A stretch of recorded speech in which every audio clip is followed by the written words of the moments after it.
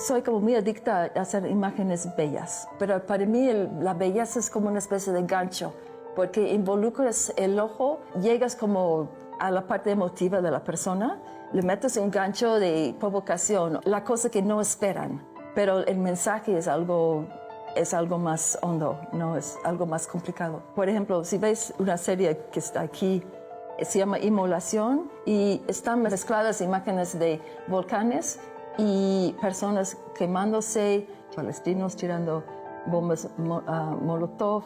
Es como una metáfora, ¿no? De una situación de extrema sentimientos humanos, ¿no? Eso de yuxtaposición, ¿no? De que entonces empiezas a ver algo de otro ángulo y te puede conmover.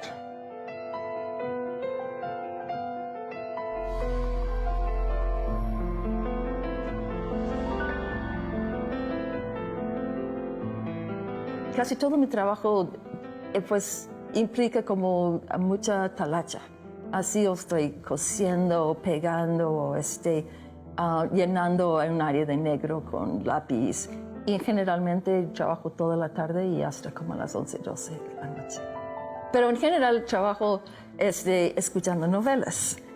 Recientemente he estado escuchando a Louise Erdrich. Es una escritora americana que en parte es indígena. Entonces ella tiene mucha influencia de la formación de su familia, porque una parte es alemana, de los pioneros, los que fueron a colonizar en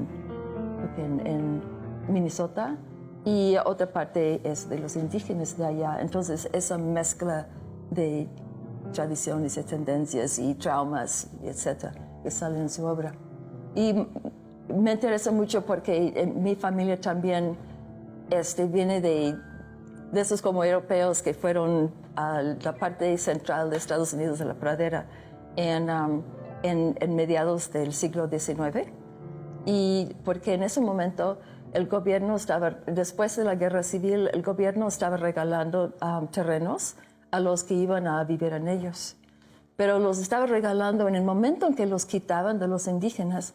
Mis dos papás vienen de familias muy protestantes, muy religiosas. Mi mamá es hija de un pastor metodista y mi papá fue criado por su abuelo y su abuela. Entonces eso como les dio como una especie de formación ética y moral muy fuerte, pero también son personas que piensan mucho y entonces por eso dejaron las iglesias en que se formaron y fueron a otra en que me criaron a mí, que es unitarianos, pero es una iglesia que como realmente cree nomás en investigar las cosas y en la justicia social. Entonces, por ejemplo, en los domingos nos enseñaron primero de Akhenaten, luego del budismo y luego de la historia de la religión en todas partes. Mis papás me criaron en este contexto de pensar y además, de cierta forma, eran como muy creativos.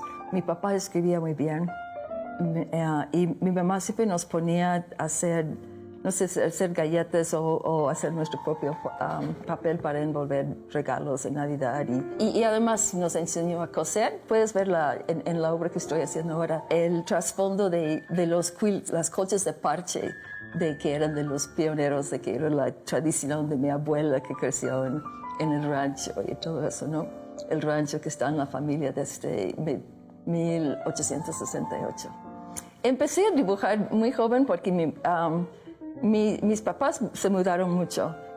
Mi papá siempre estaba trabajando en periódicos chicos del Medio Oeste, entonces se peleaba con su jefe y íbamos a otro y cosas así. Y en un momento estábamos viviendo en la parte de arriba de una casa y los dueños vivían abajo. Y éramos niños chiquitos o niñas, en ese momento no había nacido mi hermano, y hacíamos demasiado ruido. Entonces mi mamá nos ponía a dibujar. Entonces pasé horas dibujando desde los 2 o 3 años.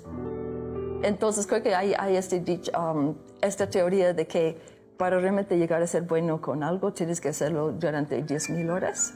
Pues ya empecé a acumular mis 10,000 horas desde chiquita. Pero no me quedé en eso porque como a los 12, 13 años, como no me gustaba lo que hacía dibujando, y los artistas, no sé, como no me gustaba la idea de ser artista en ese momento. Los artistas que veían mi secundaria eran muy nerd. Entonces decidí ser poeta. Y de los 12, 13 años hasta como los 22, escribí poesía. Fui a una universidad experimental de la Universidad de Nueva York y podrías estudiar lo que te daba la gana, inventaba tu proyecto y luego en algún momento te decían, ya estás educado, te doy tu diploma. Entonces aprendí, como plataforma cultural fue mi padre, porque había gente de todo el mundo y aprendí mucho conviviendo con ellos. Pero tenía una clase de arte y fue Luis Kamnitzer, curiosamente, que es un artista y crítico muy conocido en América Latina. Pero él sí como me dio una especie de... me cuajó esa idea de que la cuestión social y el arte están unidos, de que no puedes ignorar el uno por hacer el otro o algo así. Me casé con un mexicano que conocí en la universidad y fui a vivir en Chile. Y como nadie entendía inglés en ese momento en Chile, o muy poca gente, decidí pues volver a algo que podría compartir. Entonces eso es cuando aprendí grabado y empecé a dedicarme al arte.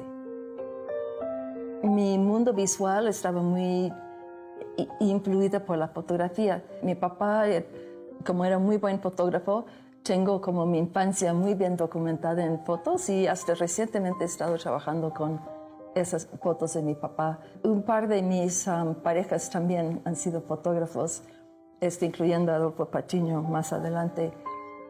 Pero entonces casi nunca tomaba fotos yo. Pero cuando empecé a coleccionar archivos, también como tenía el impulso de basar mi obra en fotos, pero eso fue como en fines de los 70. Eso fue como el momento del neofigurativismo en México, en los grandes artistas eran Cuevas, Aceves Navarro y Toledo estaba volviéndose muy importante. Y estaba muy mal visto, decían, ay, Ripa y fusila fotos, qué mal.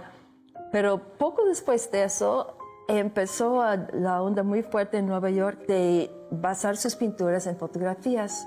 Entonces, en ese entonces se inventó el término apropiación y se volvió políticamente correcto trabajar de fotos.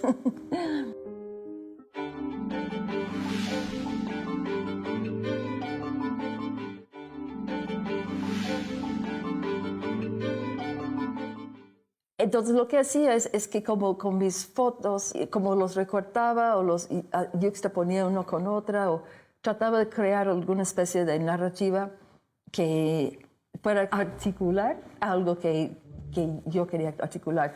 En un momento en los 80 hacía muchas versiones de fotografías eróticas de la época victoriana y principios del siglo XX. Y eso fue chistoso porque las feministas veían eso como que ¿por qué estás haciendo mujeres desnudas? ¿Qué te pasa? ¿No? Pero es que mi papá siempre era adicto de como revistas de mujeres y todo eso. Incluso mi primera foto de una mujer desnuda es de los 5 años, que no sabía dibujar tetas y me salió muy mal. Pero también como me sentí como excluida de ese mundo de las revistas, de las mujeres que eran, de que veía como relación de los hombres con esas mujeres y que yo me sentí fuera. Entonces cuando empecé a trabajar con esas fotos de grande, fue como mi forma de invadir ese mundo y posicionarme en ello, ¿no?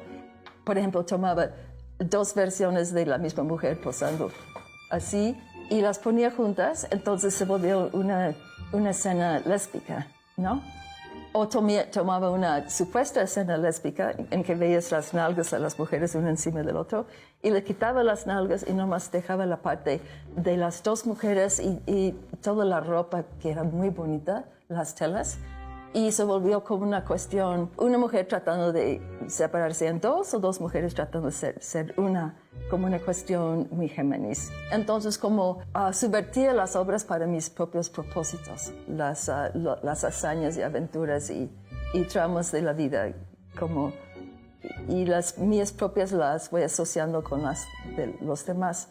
Una de las obras que tiene Hacienda, que siento que es de las más importantes que he donado por pago en especie, se llama América en Extremo. Es como una especie de collage de imágenes de indígenas muy de los 2 extremos de los continentes, de Patagonia y de Alaska y y Canadá, el norte de Canadá. Están basados en fotos que fueron tomados en los años, bueno, fines del siglo XIX, principios del siglo XX, en los primeros encuentros de los europeos con los indígenas.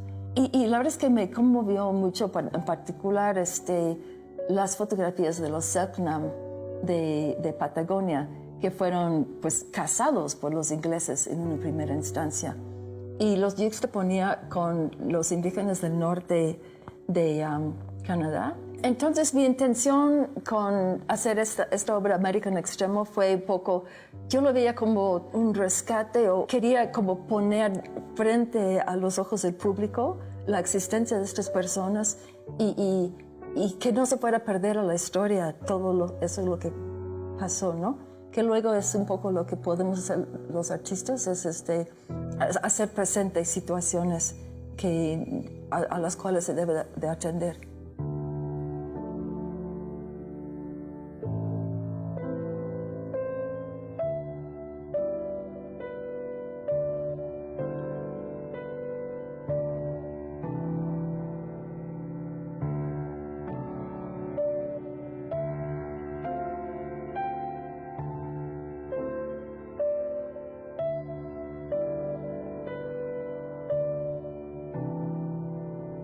Pero sabes que lo mejor del programa para mí es que realmente la colección más completa de mi gráfica que existe está en pago en especie, porque durante muchos años casi toda la obra gráfica que pensaba que valía la pena, pues lo incluía en mis entregas a pago en especie.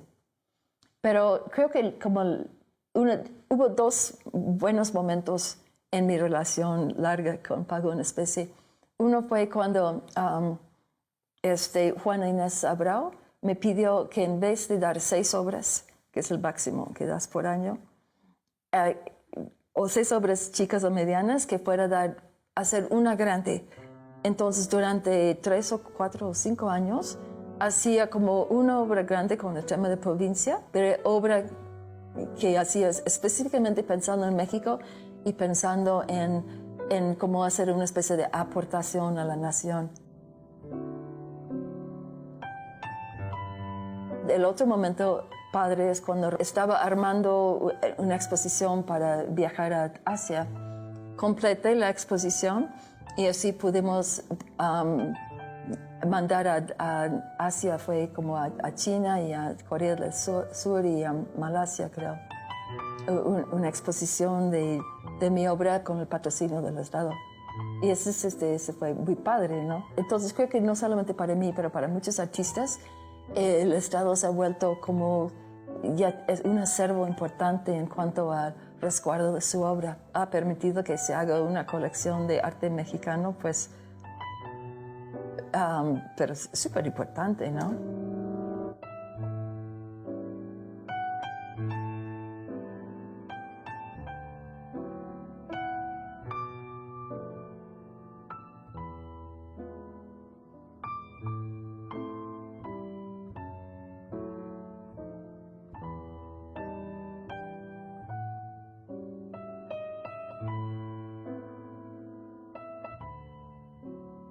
Que tiene que pensar en eso como tu aportación a la cultura.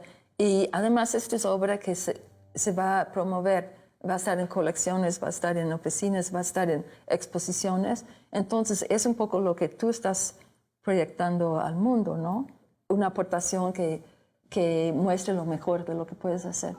Pero sí creo que en todo lo que hago hay como ese un poco espíritu de ser una mujer independiente que vela por sí misma y que, no sé, trata de articularse como mujer y como artista frente al mundo.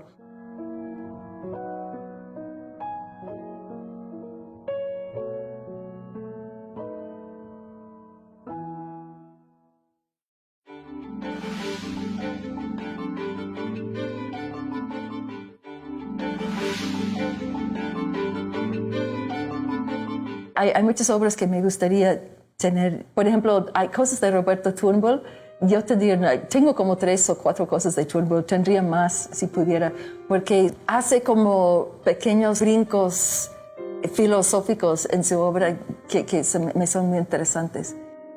Yo sí soy feminista, pero hay artistas feministas que es el tema principal de su obra, y toda su obra trabaja con temáticas muy específicas de asuntos de mujeres.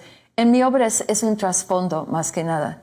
No se percibe como obra feminista, aunque mi intención en el fondo sí tenía que ver con una reivindicación mía frente a ese mundo de los hombres, ¿no?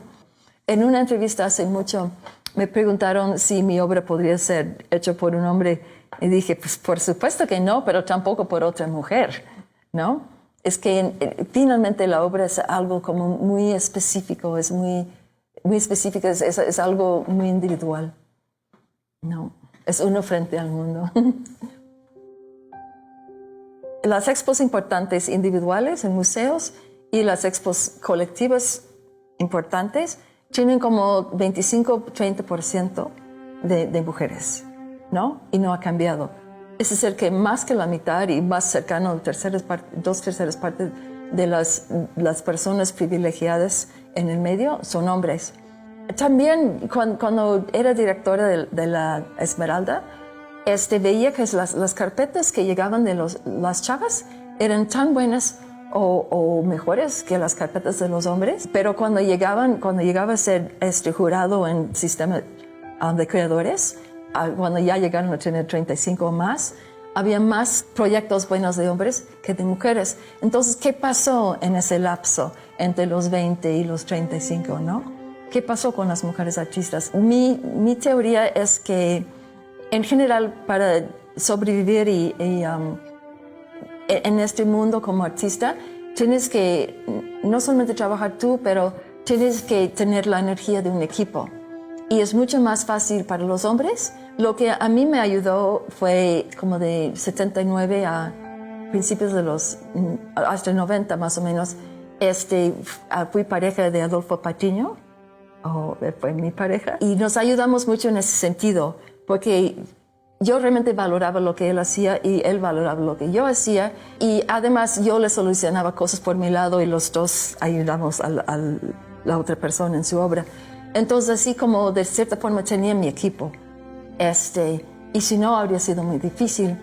Pero como digo, es más difícil para las mujeres encontrar esa situación. Y lo que están haciendo, lo que veo ahora las mujeres jóvenes, lo que están haciendo mucho es formar colectivas. Porque aunque hubo una época como de los 80 hasta finales de los 2000, en que no hubo mucho interés en el feminismo de parte de las jóvenes, ya en esta época hay muchísimo interés en el feminismo. Y las mujeres están apoyándose mucho entre sí. Hay un grupo que se llama Entre Minas, en que tienen un chat en línea y tienen la costumbre de ir a visitar los talleres de las demás mujeres. Entonces así están como creando como especie de vínculo entre mujeres. Y ese tipo de cosa que puede empezar a combatir esa tendencia por cómo está estratificada la sociedad, de que las mujeres no es más difícil que nos encontramos con la ayuda de la energía de los demás, además de nuestra propia energía.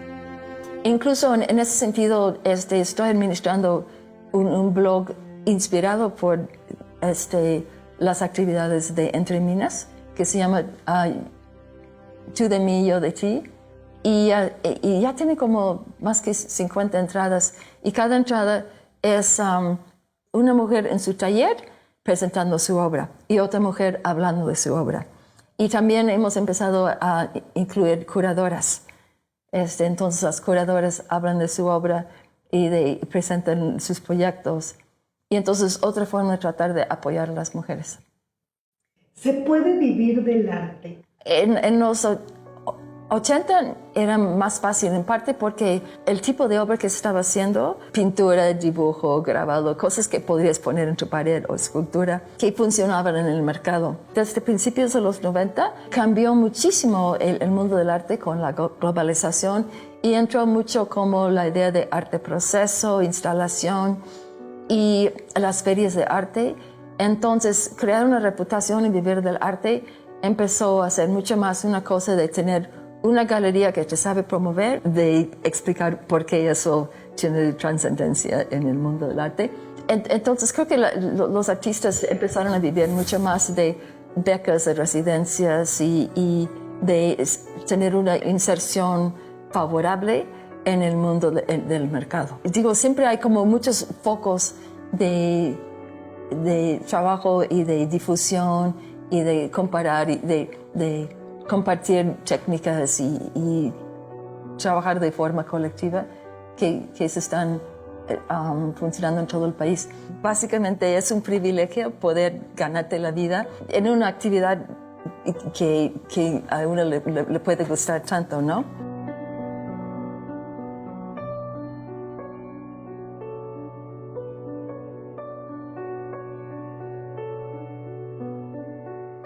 Como dije, yo así de expresarme, pero es como más que eso, es hasta casi una cuestión filosófica, ¿no?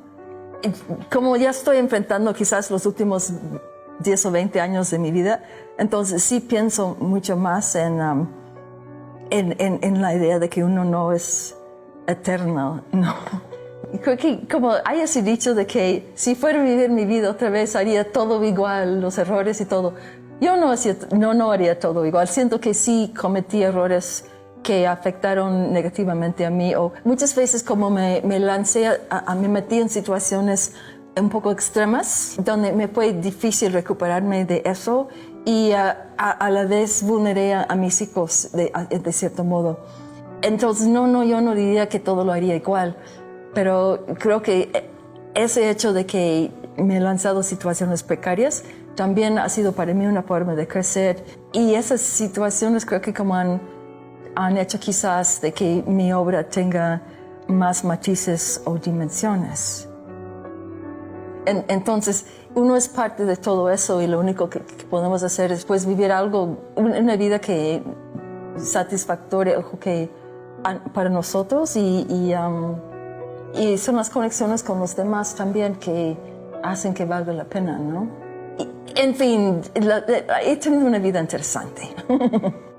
Soy Carla Ripe, artista mexicana, nacida en Estados Unidos. Desde 1973, mi vida artística y afectiva se ha llevado a cabo en México.